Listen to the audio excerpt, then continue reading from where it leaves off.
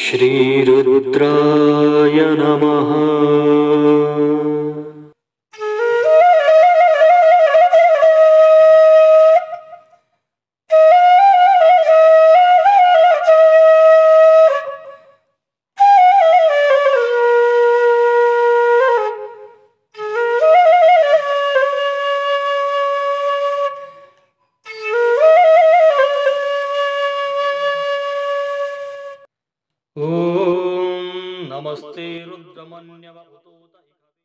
विघ्नेश्वराय वरदाय सुरप्रियाय लंबोदराय सकलाय जगद्धिताय नागाननाय श्रुतियज्ञ विभूषिताय गौरी सुताय गणनाथ नमो नमस्ते।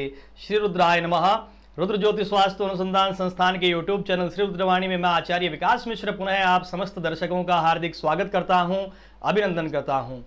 मित्रों, प्रस्तुत हूं आप लोगों के लिए गणेश चतुर्थी भाग 3 लेकर के। क्या है गणेश चतुर्थी को महादोष, क्या है उसके दुष्प्रभाव और क्या है निवारण, सबके बारे में चर्चा करेंगे। मित्रों, गणेश चतुर्थी के दिन सबसे बड़ा दोष है मित्रों चंद्रमा का दर्शन करना। यदि गणेश चतुर्थी के दिन जाने या अनजाने में चंद्रमा का दर्शन हो जाए तो व्यक्ति को चोरी, झूठे कलंक आदि में फंसने का योग बनता है। मित्रों, भगवान कृष्ण ही नहीं बच पाए इस योग से, और व्यक्तिगत जीवन में भी कई जगह ऐसा योग मैंने देखा है। इसका निवारण कहते हैं कि शास्त्रों में दिव्य शमंतक मणि की कथा आती है।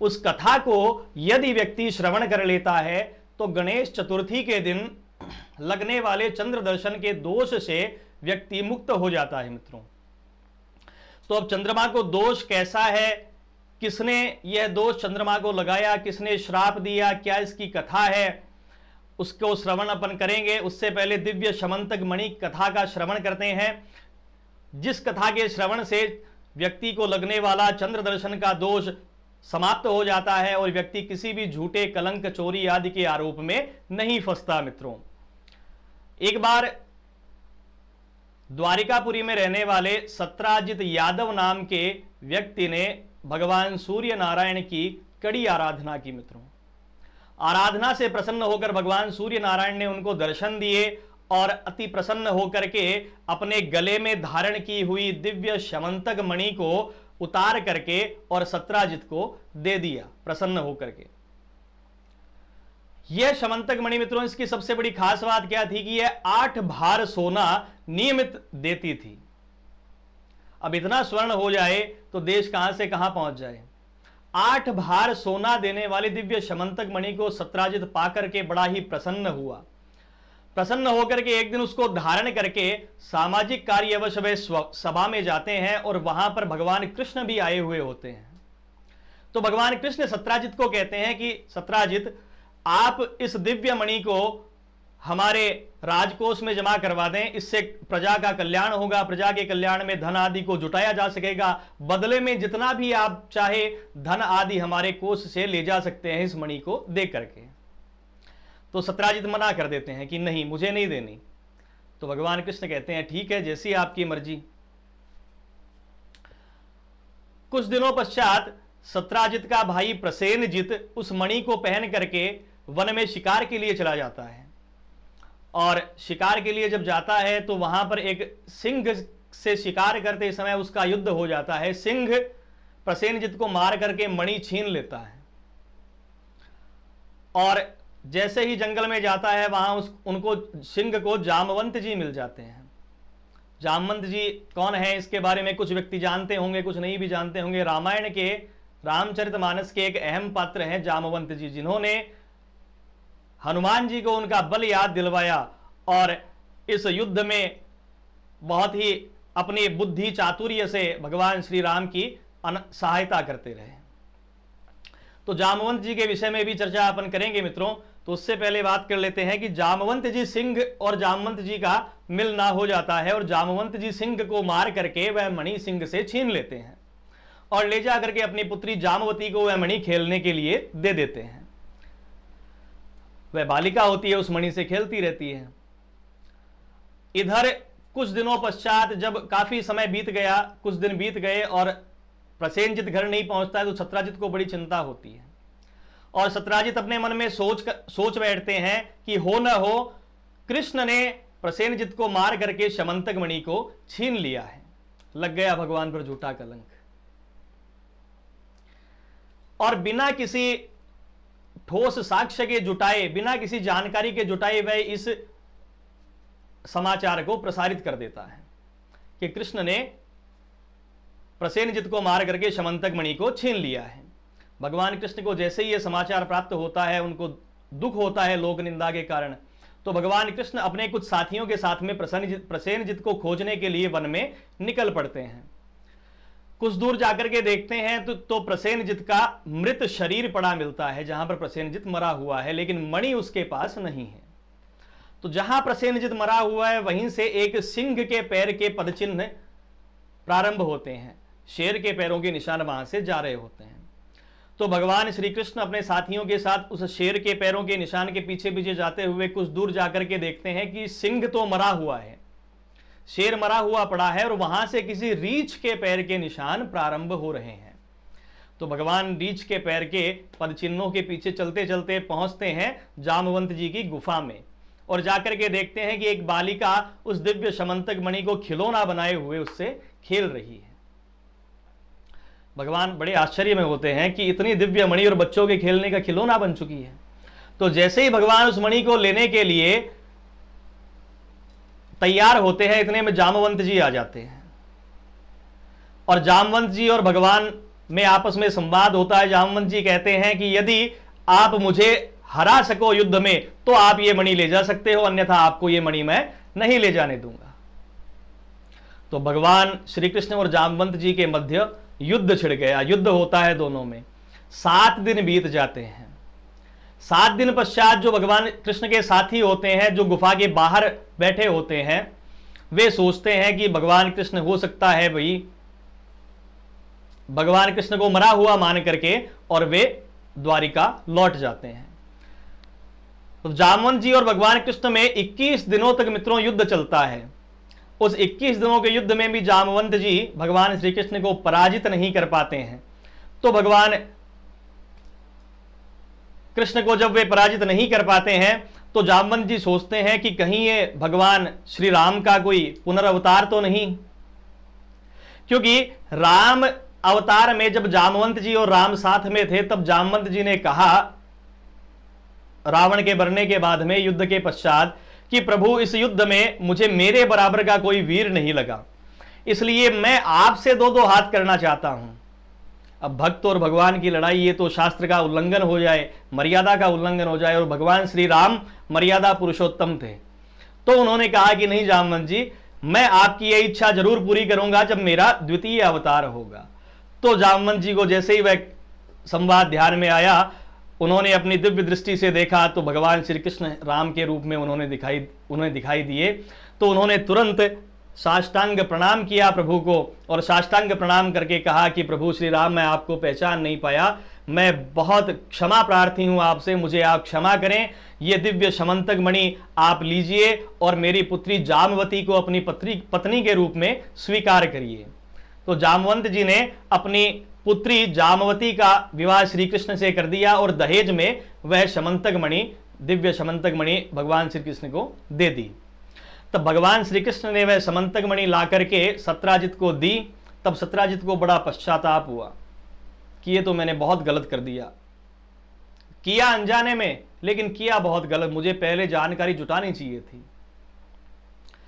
तो सत्राजित ने अपनी पुत्री का विवाह श्री कृष्ण के साथ में किया और वह शमंतक मणि भगवान श्री कृष्ण को भेंट कर दी। मित्रों, कुछ दिनों पश्चात भगवान श्री कृष्ण को इंद्रप्रस्थ जाना होता है, तो वह शमंतक मणि पुनः सत्राजित के पास में भगवान श्री कृष्ण रख करके और इंद्रप्रस्थ को चले जाते हैं। पीछे से क्या होता है, अक्रूर जी और ऋतु वर्मा 2 चरित्र हैं महाभारत के, और भी इनके बारे में भी अपन चर्चा आगे सविस्तार करेंगे। अभी ये दिव्य शमंतक मणि की कथा चल रही है, इसलिए इनके नामों को लेते हुए अपन चल रहे हैं। तो अक्रूर जी और ऋतु वर्मा की राय से वहां पर शतधनवा यादव नाम के व्यक्ति ने सत्राजित को मार डाला और उससे मणि छीन ली। इधर इंद्रप्रस्थ में भगवान कृष्ण को यह समाचार मिलता है, तो जैसे ही यह समाचार मिलता है भगवान श्री कृष्ण द्वारिका पहुंच जाते हैं और शतधन्वा को मार करके मणि लेने के लिए उद्यत होते हैं। इस कार्य में बलराम जी भी उनके साथ थे। तो शतधन्वा को जैसे ही यह पता चलता है कि कृष्ण आ रहे हैं तो वे मणि अक्रूर जी को देख करके खुद भाग निकलता है। भगवान श्री कृष्ण उसका पीछा करते हैं और उसको मार डालते हैं, वध कर देते हैं शतधन्वा का। लेकिन मणि तो उसके पास होगी तो मिलेगी, मणि उसके पास मिली नहीं। अब भगवान सोचते हैं कि अब क्या करें। इधर पीछे पीछे बलराम जी आ जाते हैं। तो बलराम जी और श्री कृष्ण उनको जब ये कहते हैं कि मणि तो इसके पास नहीं है, तो बलराम जी इस कर्म से बड़े दुखी होते हैं, अप्रसन्न हो जाते हैं कि इसको मार भी दिया और मणि भी नहीं मिली, और अप्रसन्न होकर के विदर्भ चले जाते हैं और भगवान श्री कृष्ण द्वारिका लौट आते हैं। जैसे ही द्वारिका लौटते हैं भगवान श्री कृष्ण, तो द्वारिकावासी बड़ा अपमान करते हैं भगवान का, और तुरंत ही यह समाचार फैल जाता है कि कृष्ण ने मणि के लालच में अपने भाई का त्याग कर दिया। दोबारा भगवान पर झूठा कलंक। तो भगवान सोचते हैं कि ऐसा क्या हो रहा है, किस कारण से हो रहा है। भगवान शोक करते हैं, इतने में नारद जी वहां पर आ जाते हैं और नारद जी आकर के भगवान को यह बताते हैं कि प्रभु आपने भाद्रपद शुक्ल पक्ष चतुर्थी कि चंद्रमा के दर्शन कर लिए थे, इस कारण आपको इन झूठे प्रपंचों को झेलने का योग बन रहा है। इस झूठे षड्यंत्र में, इस झूठे आरोप में फंसने का आपका योग बना है प्रभु। तो भगवान श्री कृष्ण बड़े आश्चर्य करते हैं कि क्या चतुर्थी के चंद्रमा में इतना नकारात्मक प्रभाव है कि व्यक्ति झूठे कलंक में फंस जाता है। तो नारद जी कहते हैं, हां प्रभु। एक बार ब्रह्मा जी ने चतुर्थी का व्रत करके गणेश जी को प्रसन्न करके और उनसे वरदान लिया कि प्रभु मेरी इस सृष्टि की रचना में कोई रुचि न रहे। तो भगवान गणपति उनको तथास्तु कह करके चले गए। तो उनके भगवान गणेश जी के स्वरूप को, व्यक्तित्व को देख करके चंद्रमा ने उपहास किया। हंसता है चंद्रमा। तो जैसे ही चंद्रमा उपहास करता है भगवान गणेश जी उसको श्राप देते हैं कि आज से तेरा कोई भी मुख नहीं देखेगा कोई भी प्राणी, तू कलाहीन हो जा, तेरी समस्त कलाएं नष्ट हो जाए। इतना कह करके भगवान गणेश जी अपने धाम को चले गए। और इधर जैसे ही भगवान गणेश जी का श्राप चंद्रमा को मिलता है, चंद्रमा मानसरोवर की पहाड़ियों में, कुमुदनियों में जाकर के छिप गया। और चंद्रमा को देख करके, न देख करके सभी प्राणियों को संकट उत्पन्न हो गया कि चंद्रमा कैसे नहीं है। तो देवताओं ने लोक हित में ब्रह्मा जी की आज्ञा से, ब्रह्मा जी के आदेशानुसार भाद्रपद शुक्ल पक्ष चतुर्थी का व्रत करके गणेश जी को प्रसन्न किया और वरदान लिया कि प्रभु आप चंद्रमा के ऊपर प्रसन्न होइए। चंद्रमा के बिना इस चराचर जगत का काम अटक गया है, इसलिए आप चंद्रमा पर प्रसन्न होकर के उसके श्राप से मुक्ति चंद्रमा को आप दीजिए। तो गणेश जी को चंद्रमा पर दया आ गई। तो उन्होंने कहा, ठीक है देवताओं, आप लोगों के व्रत से मैं प्रसन्न हूं और प्रसन्नता में आपने इस चीज को मांगा है, तो आज मैं ये कहता हूं कि हमेशा चंद्रमा अपनी षोडश कलाओं से युक्त और इस मेरे श्राप से मुक्त रहेगा। परंतु भाद्रपद शुक्ल पक्ष चतुर्थी, जिसको गणेश चतुर्थी कहते हैं, उस दिन चंद्रमा श्राप युक्त रहेगा। उस दिन कोई भी व्यक्ति यदि चंद्रमा का दर्शन करेगा तो उसको चोरी, झूठे कलंक आदि के आरोप उस व्यक्ति पर लगेंगे। लेकिन यदि व्यक्ति चतुर्थी की चंद्रमा का दर्शन करेगा और इस समस्त कथा का जो भी व्यक्ति श्रवण करेगा, वह इस चंद्र दर्शन के श्राप से, श्रापित चंद्र दर्शन के दोष से मुक्त होगा और उसको किसी भी प्रकार का भय नहीं होगा चंद्र दर्शन के उपरांत में। तो यह दिव्य शमंतक मणि की कथा को और किस प्रकार से चंद्रमा को श्राप मिला हुआ है, इस कथा को अपन ने श्रवण किया। भगवान गणपति आपकी समस्त मनोकामनाएं पूर्ण करें। मित्रों, इस कथा का श्रवण अवश्य करें और यदि वीडियो अच्छा लगा हो, ज्ञानवर्धक लगा हो, तो वीडियो को एक सनातन संस्कृति के प्रचार प्रसार के रूप में इस वीडियो को शेयर जरूर करें, लाइक और कमेंट भी करें। आप किसी भी यदि अन्य विषय के ऊपर वीडियो चाहते हैं, आपकी शास्त्रगत कोई शंका है, तो आप हमें कमेंट माध्यम से सूचित करें मित्रों, यथोचित उसका हम आपको जवाब देने का प्रयास करेंगे। मित्रों, तो बाबा भोलेनाथ भगवान रुद्र आपकी समस्त मनोकामनाओं को पूर्ण करे। गणेश चतुर्थी की आपको पुनः हार्दिक बधाइयां एवं मंगल कामनाएं। अभी के लिए मैं आचार्य विकास मिश्र आप समस्त स्नेहीजनों से विदा लेता हूं। श्री रुद्राय नमः।